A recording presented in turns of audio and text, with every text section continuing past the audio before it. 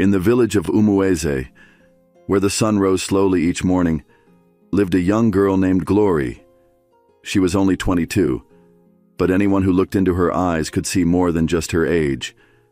Her eyes were tired, the kind of tired that didn't come from work, but from carrying pain too long.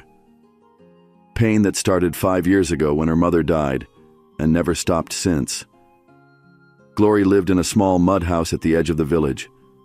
The roof leaked whenever it rained, and the kitchen was outside, under a crooked tree. Her father, Mr. Thomas, used to be a good man. He was a farmer, tall and strong, and always smiling. But after his wife's death, something in him broke. He started drinking, not once in a while, every day, from morning till night. And when he drank, he became a stranger, loud, angry, and careless. He didn't cry when his wife died. He didn't talk much either. He just picked a bottle and kept drinking. Then one day he brought home a woman and said, "This is my new wife." Her name was Grace, and from the moment she entered that house, Glory's life became a living nightmare. Grace hated Glory for reasons nobody could explain. She would shout at her for breathing too loudly, insult her for the way she walked, and slap her for no reason. She turned Glory into a maid, cook before sunrise, sweep the compound, fetch firewood from the forest, farm from morning till evening, wash clothes, pound yam, and sleep in the kitchen, on a thin mat with rats crawling around her feet. Nobody in the village helped. Some pitied her, but no one spoke up. Everyone feared Mr. Thomas. When he was drunk, his voice could wake the dead, and his cane didn't care who you were. Even the village elders stayed away. But Glory never talked back. Not once. Every day, she just did what she was told. Even when she was hungry, even when she was tired, even when her hands bled from farming. She would only sit under the mango tree at night and stare at the stars, her lips moving in silent prayers. One evening, as the sun was going down and the sky turned orange, an old woman came to visit. Her name was Mama Agbo. She was known in the next village for selling herbs and praying for pregnant women. She had known Glory's mother when they were young, and sometimes she came to check on Glory. But today, her visit was different. Glory was sweeping the compound when Mama Agbo walked in with a calm face and a walking stick in her hand. Grace hissed loudly from the veranda. "What is she doing here again?" Grace said, rolling her eyes. Glory dropped her broom and greeted, "Good evening, Mama." Mama Agbo smiled gently. "My daughter, how are you?" "I'm fine, Mama," Glory replied, though her eyes said something else. Mama Agbo sat on the small bench outside the house and watched her. After a few minutes of silence, she asked quietly, "Are you truly fine?" Glory looked away. Her hands clutched the broom tighter. "Yes, Mama," she said again, her voice softer now. Mama Agbo nodded slowly, her eyes never leaving Glory's face. "Your mother was a good woman. If she could see you now," Grace interrupted loudly from inside. Is that why you came here? To open old wounds?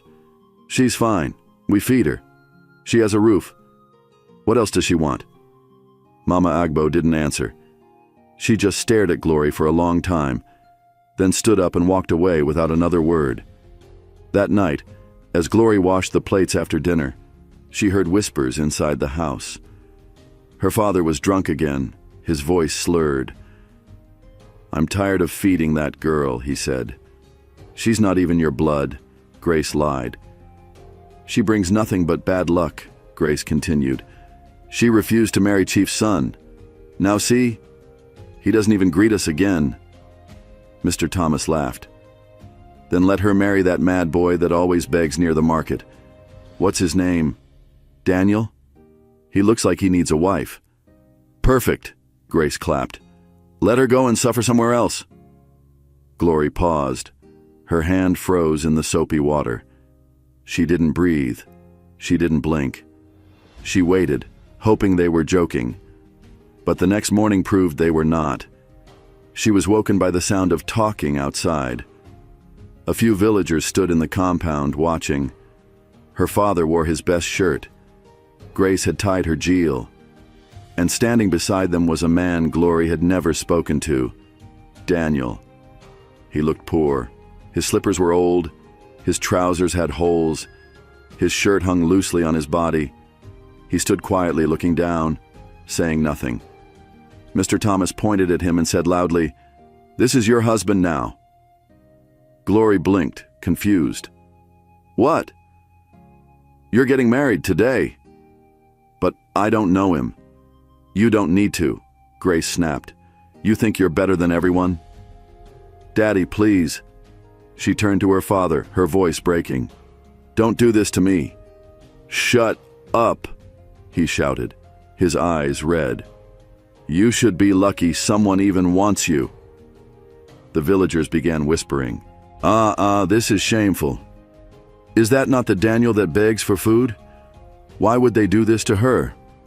But no one said anything out loud. Glory looked around.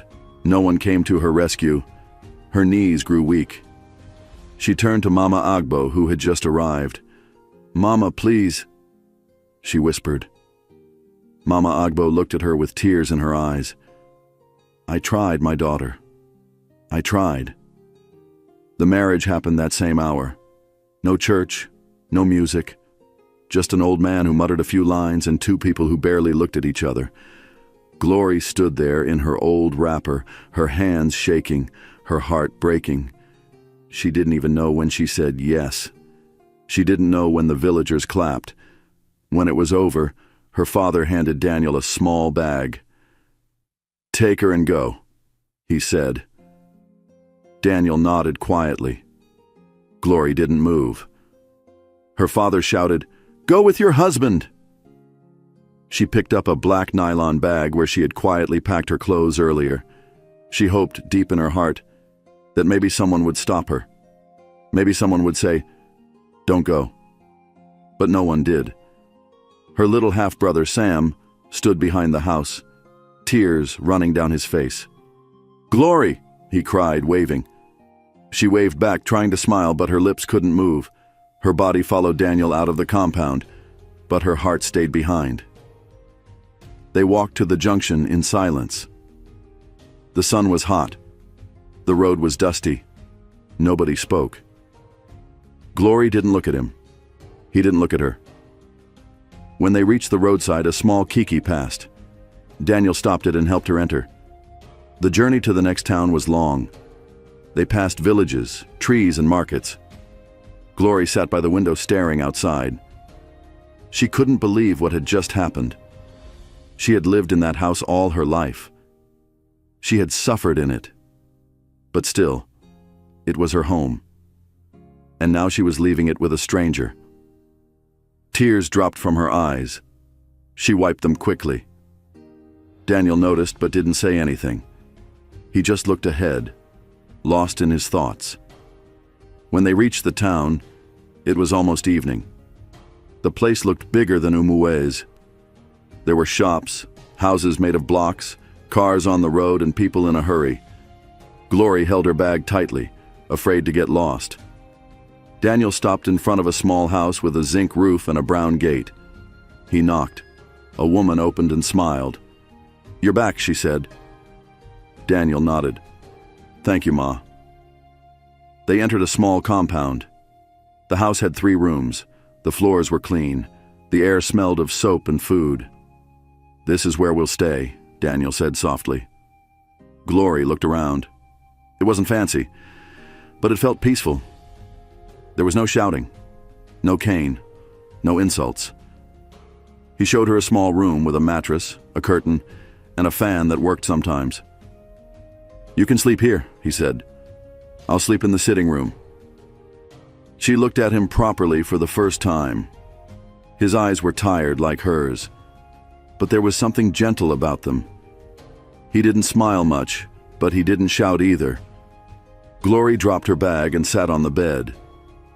For the first time in her life, She felt silence that didn't scare her. And even though she didn't understand what was happening, something inside her whispered, "You are safe." Glory sat on the bed in the small room Daniel showed her.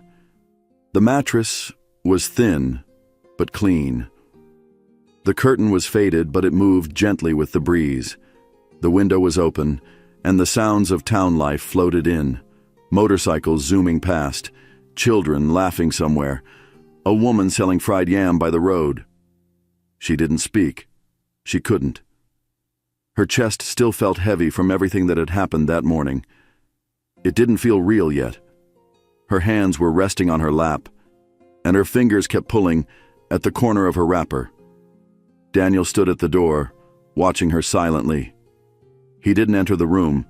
He didn't try to touch her or talk too much. He just said quietly, "If you need anything, I'm outside." She nodded slowly, still not meeting his eyes. He walked away. After a while, Glory stood up and closed the door gently. She didn't lock it. She just sat back on the bed and looked around. There was a small bag of clothes by the corner, one bulb hanging from the ceiling, and a tiny table near the window with an old Bible on it. She lay down and stared at the ceiling.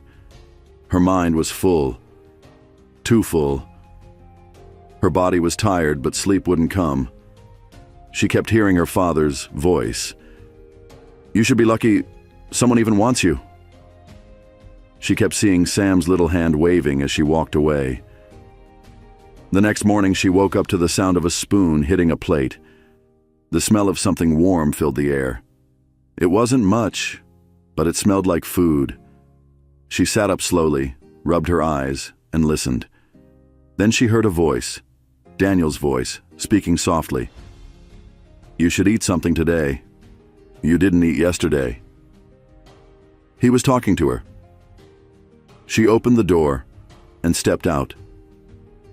Daniel was sitting in the small parlor, placing a bowl of hot pap and a few pieces of akara on the table. "Good morning," she said, her voice quiet. He looked up and gave a small nod. "Morning." She sat down, unsure of what to do. Daniel pushed the plate toward her. "Please eat." Glory looked at the food, then looked at him. "I didn't cook this," she said. "I know," he replied. "I bought it from the woman across the street." She blinked. "You used your money?" "Yes." She wanted to say more, but she just picked up the spoon and started eating slowly. The pap was hot and smooth. The akara was crunchy. It felt strange eating without being shouted at. No one slapped her hand. No one complained about how fast or slow she ate. It was just, peaceful. After a few minutes of silence, Daniel spoke again. "I'll be going out today. I do some small work for a carpenter around the corner. I carry wood, clean tools, just small things." She nodded. "If you need anything, you can go to Mama Nkechi next door. She's kind." Glory looked at him. "You're not angry?" He frowned slightly. "Angry? About what?" "About me," she said. "You were forced to marry me." Daniel looked surprised. "You think I'm angry about that?" She nodded slowly. He shook his head. "I'm not angry." "But you didn't say anything at the wedding. You didn't even look at me." Daniel rubbed his palm on his trousers and looked down for a moment before speaking. "That day was hard for me too. I didn't know your people were going to do it like that. I came to collect something I was owed. Your father owed me. I worked on his farm for weeks. I didn't ask for much, just small money. Then that morning, he said instead of money, I should take you." Glory's spoon paused in her hand. "I was shocked," he continued. "But when I looked at you, you looked more shocked than I was. I didn't want to take you like that. I even tried to tell him no. But he laughed and said, 'You were useless to him.'" Glory's throat tightened, her eyes filled with tears. Daniel raised a hand gently. Please don't cry. I'm not telling you this to hurt you." She wiped her eyes quickly and dropped her spoon. She wasn't used to anyone speaking gently to her. It made her chest feel warm and strange. "I told myself," Daniel went on, "if I take you, I won't treat you badly. I don't know you well, but I saw your eyes that day. You looked like someone who's been through too much." Glory covered her face with both hands. "I don't know why my life is like this." Daniel stood up, picked the empty plate, and walked to the kitchen. He didn't say anything else. She could hear the sound of water running as he washed the plate. After a while, he came back and picked up his small bag. "I'll be back by evening," he said. "You can rest?" She nodded. "Thank you." He smiled faintly. "You don't have to thank me. You deserve peace, too." Then he left. That whole day, Glory stayed inside the room. She sat by the window and watched people pass by. She saw children going to school, women selling fruits, a man pushing a wheelbarrow filled with oranges. It was a busy town, not like the quiet village she came from. Her fingers moved slowly over the Bible on the table. She opened it, turned a few pages, and stopped at the part her mother used to read out loud. "Come to me, all who are weary." She read it over and over, tears dropping on the page. When Daniel returned that evening, he looked tired. His clothes were dusty, and his hands had tiny cuts. "You're back," she said, standing from the chair. He nodded. "Yes. Sorry I'm late." "It's okay," she said. "Are you hurt?" "Just small scratches. Nothing serious." She noticed the way he walked, his steps slow, one leg dragging a little behind. She hadn't noticed it before. "Are you limping?" she asked. He paused. "Old injury. Long story." She didn't ask more. That night he brought home a small loaf of bread and 2 eggs. He boiled the eggs, sliced the bread, and placed everything on the table. "You should eat," he said. "What about you?" she asked. "I'm fine. You need it more." She looked at him again, really looked this time. He wasn't handsome in the way people talk about in stories. But there was something soft about him, something kind. Days passed like this, slowly. Daniel would wake up early, sweep the small compound, take a quick bath and leave for work. Glory would sweep the room, wash her clothes, and walk to the small kiosk nearby to buy water. She didn't have friends. She didn't talk much, but people around began to notice her. "Is that Daniel's wife?" a woman asked one day. "She's too fine for him," another said. "She looks quiet, like she's seen pain," Mama and Nkechi whispered. One afternoon, Daniel came back with a small nylon bag. He dropped it on the table and smiled. "I got you something." Glory opened the bag slowly. It was a light blue gown, simple but neat. "For me?" she asked, her eyes wide. "Yes," Daniel said. "I saw it at the market. Thought you'd like it."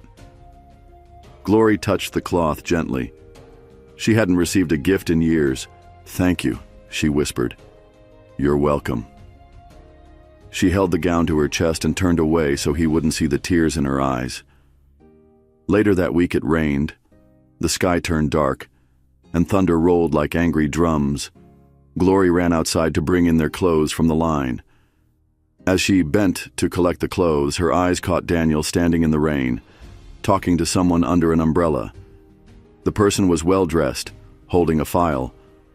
Glory hid behind the curtain and listened. "Sir, we still need a signature," the man was saying. "Not yet," Daniel replied. "I'm not ready." "But the board is waiting." "I said not yet." The man looked worried but nodded. "Okay, sir." "Sir?" Glory frowned. When the man left, Daniel stood in the rain for a moment, his head bowed, water running down his face. He looked sad. That night she asked him, "Who was that man?" "Just someone from town," he said. "It's nothing." But she didn't believe him. A few days later, she saw him counting money under the small lantern in the sitting room. Not small change, real money. Thousands. When he saw her, he quickly pushed it into an envelope. "You saw that?" he asked. She nodded. "Is that for your carpenter work?" He paused. "Yes," he said slowly. "Something like that." She wanted to ask more, but something told her not to. Not yet. Instead, she said, "You're not like other men." He looked surprised. "Why do you say that?" "You don't shout. You don't beat. You listen." Daniel sat down on the floor and leaned against the wall. "My father used to beat my mother," he said. "Every night. I used to hide under the table. I promised myself I'd never be like him." Glory walked over and sat beside him. "You've kept your promise," she said quietly. For a long time they didn't speak. The room was quiet, except for the soft hum of the fan turning slowly above them. Then Daniel looked at her. "Are you happy here?" She didn't answer immediately. "I'm not happy," she said, "but I'm peaceful. And for now, that's enough." Daniel nodded slowly. And that was how their strange marriage began to feel, less like punishment and more like something else. Something quiet. Something calm. Something that felt like healing. It had been almost a month since Glory left Umuez and came to live with Daniel in the small town. The days had started to feel normal. Not happy exactly, but calm. Every morning Daniel went to work. Every evening he came back with bread or rice. They didn't talk too much, but they talked more than before. Glory had stopped jumping at loud noises. She stopped hiding her plate like someone was going to collect it from her. For the first time in her life, she slept with both eyes closed. No cane, no shouting, no insults, just quiet. But one thing kept pulling at her heart: Daniel. He was kind. He listened. He never raised his voice. He made her laugh sometimes, even without trying. But there was something strange about him, something she didn't understand. It started with the money. Then the way people spoke to him. Then the way he avoided certain questions. One Saturday morning, she woke up early and found Daniel already outside, sweeping the compound. The sun had not fully risen, but he was sweating. He had been sweeping since before dawn. "You're up early," she said. He looked at her and smiled. "I like the quiet in the morning. Helps me think." She nodded and sat on the small bench beside the wall. They sat in silence for a while. Then she asked, "Daniel, can I ask you something?" He looked at her. "Of course. Are you really just a carpenter's assistant?" Daniel paused. He didn't speak for a few seconds. Then he said, "Why do you ask?" "I don't know," she replied. "It's just, something doesn't feel right." He sat down beside her. "What doesn't feel right?" She looked at her hands. "You dress like a poor man, but you act like someone who's not used to suffering." Daniel laughed lightly. "What does that even mean?" "You don't rush food. You don't shout when you're stressed. You read the newspaper every evening. You even iron your clothes with care." He smiled again. "That's not a crime, is it?" "No," she said. "But poor people don't have time to be gentle." Daniel went quiet. He looked up at the sky, then turned to her. "Maybe not all poor people are the same." She looked at him closely. "You're hiding something." Daniel stood up and brushed dust off his trousers. "Everyone is hiding something, Glory." She didn't reply. She just watched him as he walked back into the house. That evening, something strange happened. A car stopped in front of their gate. It wasn't like the small cars that drove around town. This one was long and black, with dark windows and shiny tires. The kind of car only rich people owned. Glory stood behind the curtain and peeked outside. A man in a suit stepped out of the car and knocked on the gate. Daniel came out and opened it. The man removed his cap and bowed slightly. Bowed. "Sir," he said, we've been looking for you." "Lower your voice," Daniel said quickly. "You shouldn't have come here." "We were worried," the man continued. "The board is waiting. They say you've been gone too long." "I'll return when I'm ready," Daniel said, his voice calm but firm. "Your uncle wants an answer." Daniel sighed. "Tell him I said soon." The man nodded. "Yes, sir." Then he entered the car and left. Glory stood there, frozen. She had heard everything. "Sir? Board? Uncle?" Her heart was beating fast. She stepped back slowly and sat on the bed. Daniel walked in a few minutes later. He looked at her, then looked away. "You heard everything, didn't you?" he asked. She nodded slowly. He dropped his bag on the table and sat down. "I didn't want you to find out like that." "Who are you?" she asked, her voice shaking. "I'm still Daniel," he said. "No, you're not. Poor Daniel doesn't have men in suits calling him sir. Poor Daniel doesn't have a board waiting for him." Daniel looked at her, his eyes tired. "Can you just trust me?" She shook her head. "Not if I don't know the truth." He stood up and paced the room slowly. "It's not that I don't want to tell you, I just needed time." "Time for what?" "To know who you are," he said. "To see if you were different." "Different from what?" she asked. Daniel walked to the window and pulled the curtain aside. "Every woman I've met cared about one thing: money. My father warned me before he died. He said, 'Don't marry someone who loves your name. Marry someone who sees your heart.' So I left everything. I left the city, the cars, the clothes, the office. I came here to live a different life." Glory sat very still. Her mouth felt dry. "So all this was a test?" He turned to her. Number it became something else. "I didn't expect to care about you." Her eyes filled with tears again. "You tricked me?" "I didn't mean to," he said quickly. "I was angry when your father gave you to me. I didn't plan it. But when I saw how broken you were, I wanted to protect you. That's all." Glory stood up. "Do you even love me?" Daniel didn't answer right away. He stepped closer. "I do. I didn't know when it started. Maybe it was when I saw you feeding the stray cat behind the house. Maybe it was when you folded my shirts without being asked. Or maybe it was the first night you smiled at me." She shook her head. "I don't know what to believe." Daniel looked her straight in the eyes. "Believe this. I'm not playing with you." She turned away. "I need to think." He nodded. "Take all the time you need." The next few days were quiet. Glory didn't talk much. She cooked, cleaned, and answered questions with only one word. Daniel didn't force conversation either. He gave her space. But every evening, he still brought home food. He still fixed the light bulb when it went off. He still made sure the door was locked before sleeping. One night, there was heavy rain. Thunder cracked across the sky like a whip. The roof rattled and water leaked through a corner. Glory stood up with a bowl and placed it under the leak.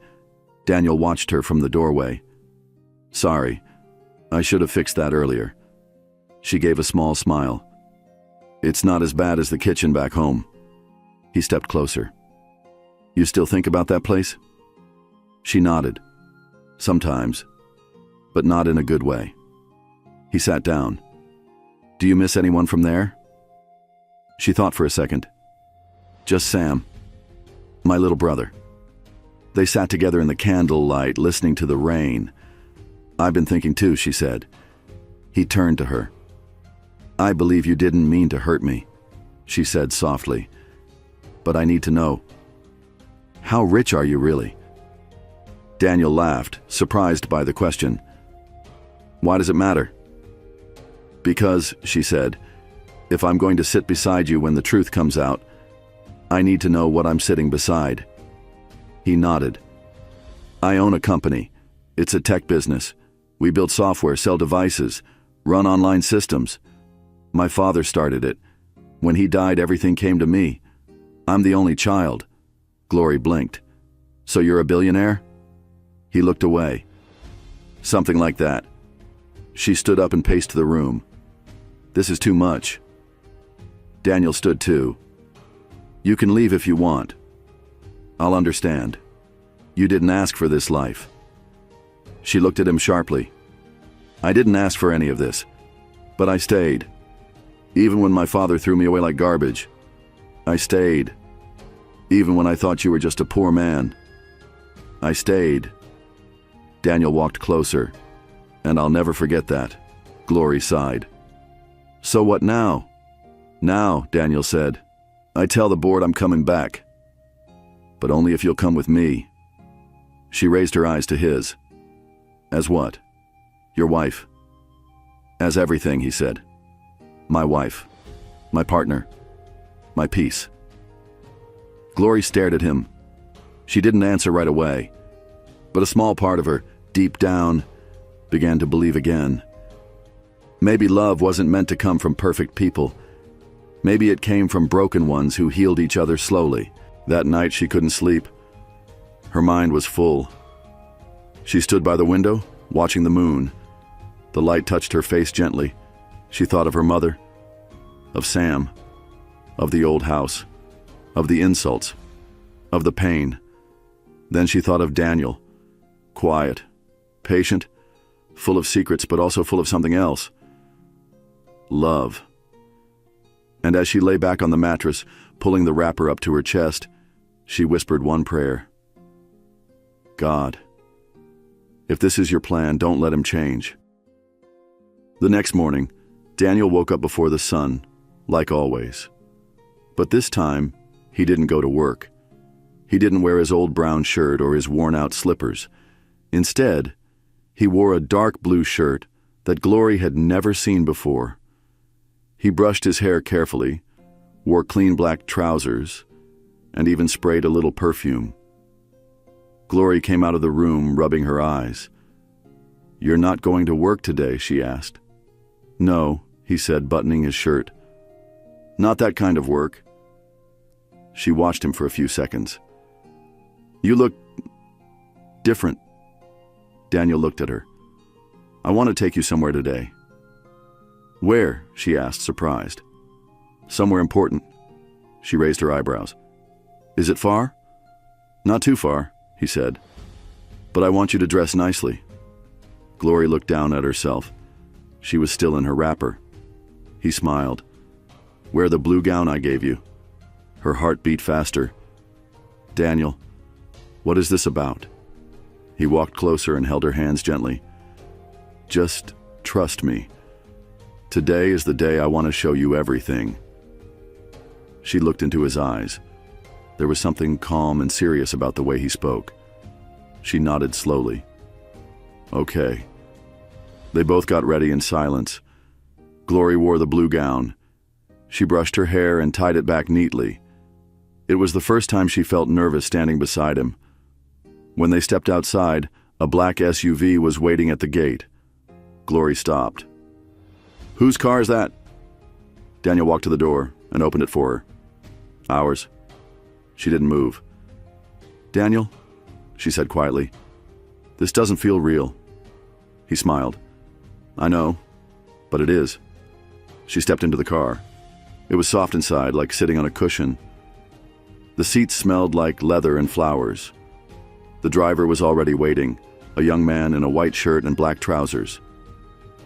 Good morning, sir, the driver said.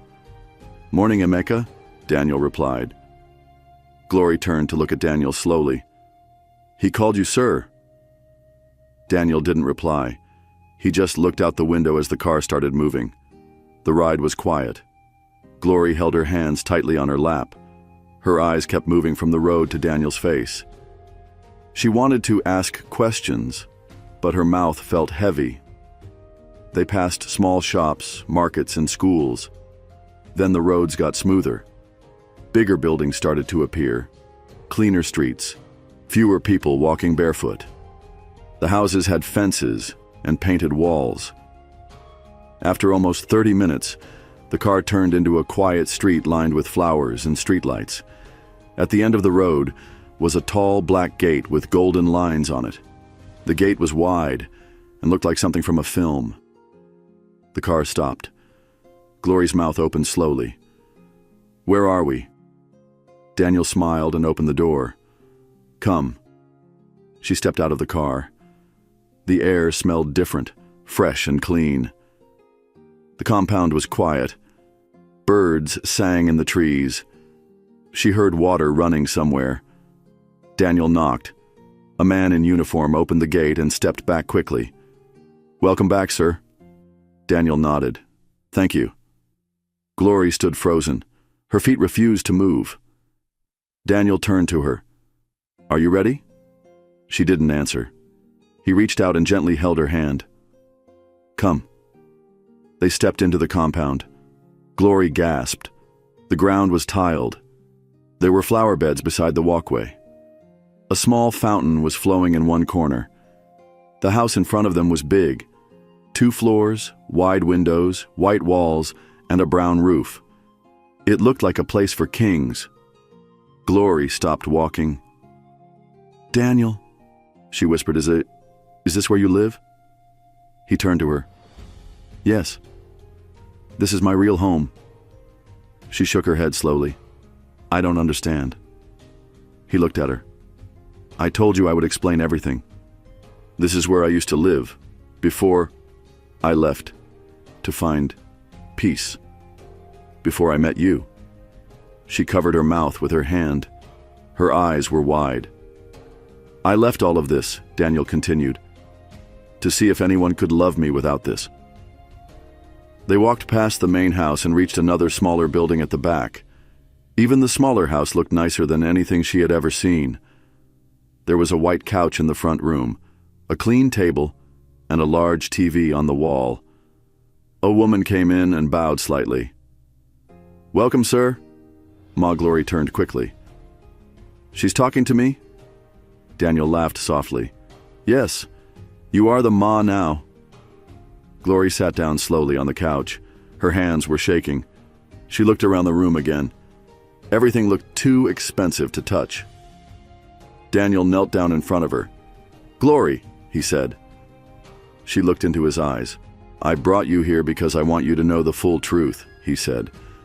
"My father built a company. When he passed, everything came to me. But I didn't want it at first. I didn't know who to trust. Everyone wanted money. Even my cousins tried to take over the company. People smiled at me only because I was rich." She blinked. Her throat felt dry. "So I left," he continued. "I changed my clothes. I disappeared. I wanted to see what it felt like to be nobody. That's when I started doing small jobs. That's how I ended up in your village." She nodded slowly. "So when you came to our house?" "I came to collect my money," he said. "Your father promised to pay me for the farm work. But when I asked, he gave me you instead." Glory stood up slowly. "I remember." "I wanted to say no," Daniel said. "But when I saw the way they treated you, something in me changed. I didn't want to walk away." Glory turned away. Her eyes were filling with tears. Daniel stood too. "I didn't know I would fall in love, but I did." She turned back to him. "So all this time I was married to a billionaire and didn't know?" "Yes," he said, "but I didn't want to be a billionaire around you. I wanted to be Daniel. Just Daniel." She looked at him. "Do you still want to be just Daniel?" He stepped closer. "I want to be whoever you need me to be." Glory let out a shaky breath. "You should have told me." "I was afraid you'd leave," he said. "I almost did," she replied. "But I stayed because you were kind." He smiled. "And now you know everything." She wiped her eyes. So what happens now? I want to take you inside the big house, he said. I want to show you your new room. I want to show you where you belong. I don't belong in a place like this, she said. Daniel frowned. Why not? I came from dust, she whispered. From pain. He held her hands. And that's what makes you gold. She cried. Not because she was sad, but because her heart couldn't understand how her life had changed so fast.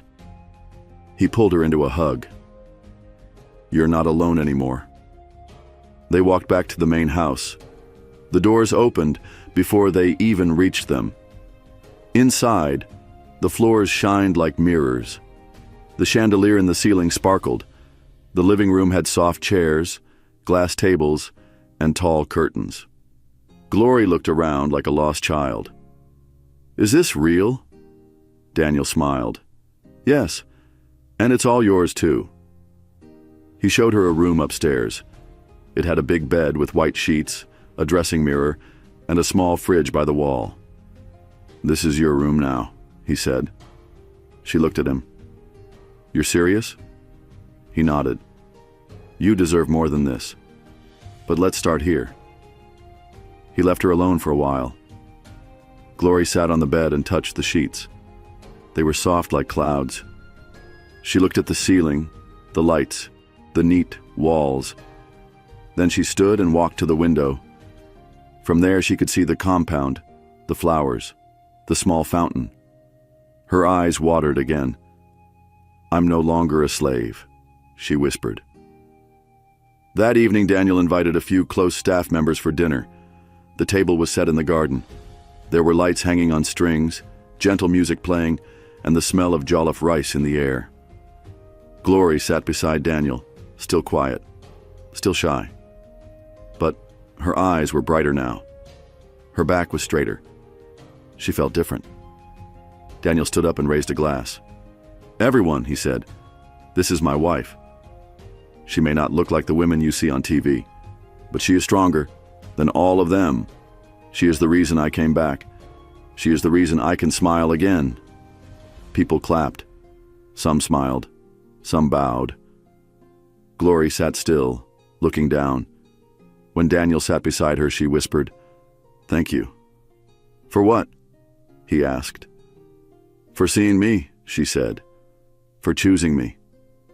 I didn't choose you, he said softly. You saved me.